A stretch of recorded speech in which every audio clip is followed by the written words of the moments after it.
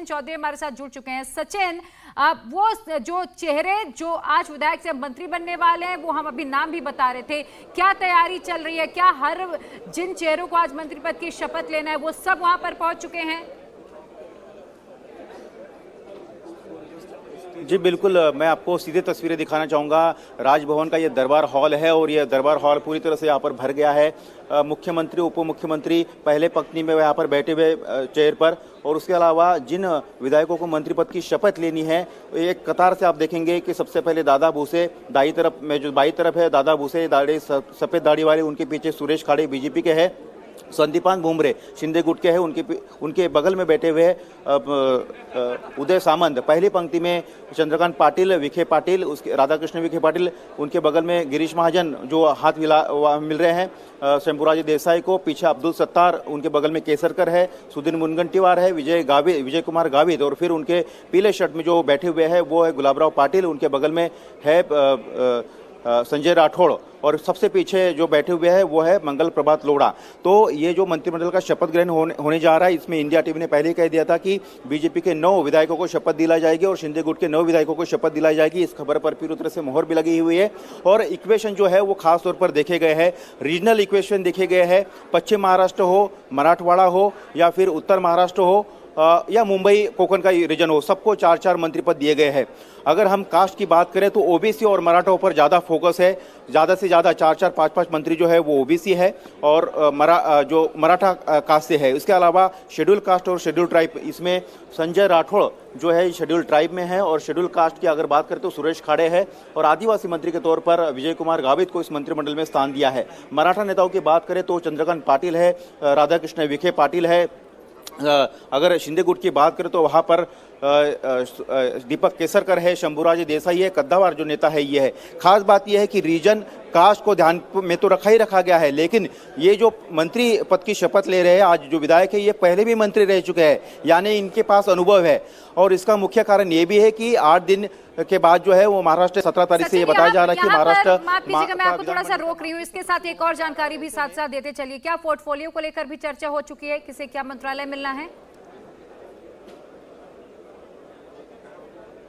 जी, उस पर भी जो है काफ़ी हद तक चर्चा हो गई है और लगभग वो भी तय हो गया है, जो कि अगर हम पोर्टफोलियो की बात करें तो जो उप मुख्यमंत्री है देवेंद्र फडणवीस, इनके पास जो गृह मंत्रालय है वो रहेगा, बीजेपी के पास फाइनेंस मंत्रालय रहेगा, इसके अलावा पीडब्ल्यूडी जो मंत्रालय रहेगा, वित्त विभाग जो है बीजेपी के पास रहेगा। इसके अलावा अगर हम एकनाथ शिंदे कैंप की बात करें तो उनके पास खुद मुख्यमंत्री के पास यूडी यानी कि शहरी विकास, अर्बन डेवलपमेंट मिनिस्ट्री रहेगी, इन्वायरमेंट मिनिस्ट्री उनके पास, उनके खाते में रहेगी। इसके अलावा कृषि मंत्रालय हो या पर्यटन हो, ये उनके पास, उनके खाते में रहेगी। राजस्व जैसा बड़ा मंत्रालय बीजेपी के पास रहेगा। तो राजस्व हो, फाइनेंस हो या गृह हो, ये बड़े विभाग जो है वो बीजेपी के अपने पास रहेगी। और गृह मंत्रालय जो है वो बताया जा रहा है कि जितने दौर से चर्चा चल रही थी, हमारे साथ पॉलिटिकल एडिटर देवेंद्र पराशर भी जुड़े हुए हैं।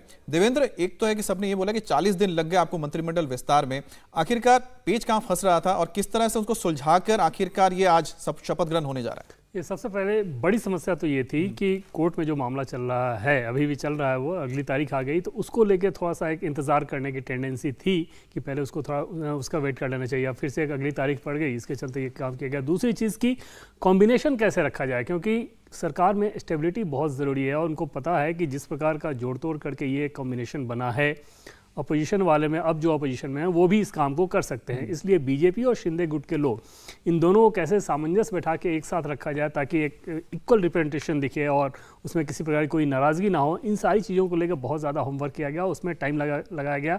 और ये सिर्फ महाराष्ट्र की जो इकाई थी वो नहीं, बल्कि दिल्ली में जो बीजेपी का शीर्ष नेतृत्व है, उसने भी एक ग्रीन सिग्नल दिया था कि बहुत सोच समझकर, सोच विचार करके इस काम को करना है ताकि सरकार आगे स्थायित्व के साथ चल सके। उसके चलते इतना वक्त लगा। देवेंद्र, चूंकि जिस वक्त एकनाथ शिंदे मुख्यमंत्री बने थे उस वक्त मैं महाराष्ट्र में ही मौजूद थी, मैंने बड़े करीब से देखा था राजभवन के भीतर भी जो नाराजगी थी देवेंद्र फडणवीस की, उन्हें जो मुख्यमंत्री नहीं बनाया गया था, एकनाथ शिंदे को बनाकर एक मैसेज दिया गया, वो साफ तौर पर दोनों के रिएक्शंस में भी नजर आ रही थी। लेकिन आज वही तस्वीरें बिल्कुल बदली सी नजर आ रही है, दोनों के बीच एकदम तालमेल बेहतर तरीके से बैठ गया है। चूंकि आप राजनीति मुझसे ज्यादा बेहतर समझते, तो आपको क्या लग रहा है कि ये सब कुछ दिल्ली आने से ही संभव हुआ, क्योंकि एकनाथ शिंदे और देवेंद्र फडणवीस लगभग 4 बार दिल्ली आ चुके हैं। ये एकनाथ शिंदे और देवेंद्र फडणवीस जब मुख्यमंत्री हुआ करते थे उसके काफ़ी पहले से, और मुख्यमंत्री जब रहे तब भी, उस दौरान भी इन दोनों के बीच इक्वेशन बहुत बेहतर रहा है हमेशा से। दोनों लगभग एक पेज पे रहे हैं, और जब फडणवीस मुख्यमंत्री थे और तो उसको उस समय अगर शिंदे किसी भी काम के लिए जाते थे तो बहुत आसानी से उनका एक्सेस रहता था, किसी समस्या को लेकर बताना हो, कुछ करना हो, तो वो इक्वेशन बहुत स्मूथ था। हाँ, देवेंद्र फडणवीस सीएम नहीं होंगे ये फैसला बीजेपी के राष्ट्रीय नेतृत्व का था, और उसको देवेंद्र फडणवीस को इस बात की जानकारी दी गई थी। हालांकि बहुत बाद में इस बात की जानकारी दी गई जो हमारे सोर्सेज बताते हैं, लेकिन इसमें शिंदे की कोई भूमिका नहीं थी, शिंदे की तरफ से कोई शर्त नहीं थी। शिंदे ने जो समर्थन दिया था वो देवेंद्र फडणवीस को या बीजेपी को वो समर्थन बिना शर्त था।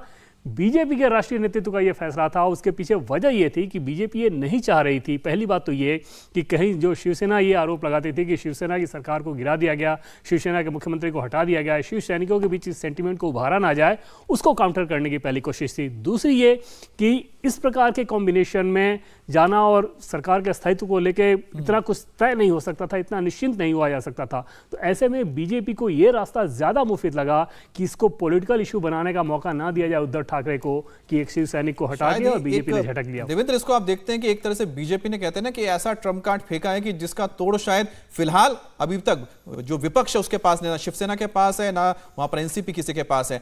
सचिन, एक बात बताइए कि जो हम देख रहे हैं, क्योंकि 40 से ज्यादा विधायक टूटकर आए शिंदे के साथ, ऐसे में सिर्फ 9 विधायकों को मौका मिल रहा है, जिसमें शिंदे भी एक शामिल है, 10 कर लीजिए, तो बाकी जो है उनको किस तरह से आश्वासन दिया गया है कि, क्योंकि कहीं ना कहीं उनके अंदर भी तो ख्वाहिशें रही होंगी ना, तभी तो उन्होंने चेंज किया पाला।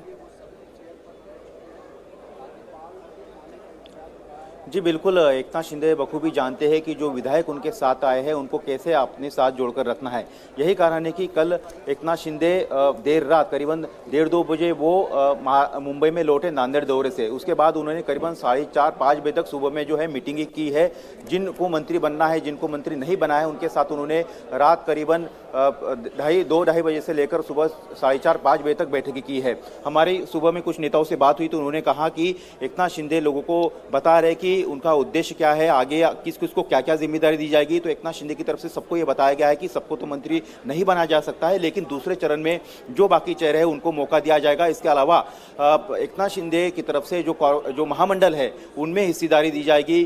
दूसरे जो राज्य सरकार की जिम्मेदारी, जो बड़े बड़े विभाग है, सिडको है, म्हाडा है, अन्य जो बड़े बड़े कॉर्पोरेशन है, उसमें जिम्मेदारी दी जाएगी। तो सबको कहीं ना कहीं जरूर जिम्मेदारी दी जाएगी, सबको कहीं ना कहीं जो है सत्ता में हिस्सा दिया जाएगा। इसके अलावा एकनाथ शिंदे की खासियत यह है कि उन्होंने आते ही 399 फाइल जो है क्लियर की है। जिन विधायकों को अब तक फंड नहीं मिल रहे थे उन सबको उन्होंने फंड देना भी शुरू कर दिया है। विधायकों को क्या चाहिए कि उनके जो कॉन्स्टिट्यूएंसी, बहरहाल तो अब ये देखना है कि जो आश्वासन दिया गया उस आश्वासन को लेकर कब तक जो टूटकर विधायक आए थे वो साथ रहते हैं या फिर से कहीं ना कहीं उनके अंदर विद्रोह जागता है। इंडिया टीवी हर वक्त हर जगह डाउनलोड करने के लिए सर्च करें India TV news Google play store या ऐप स्टोर पर।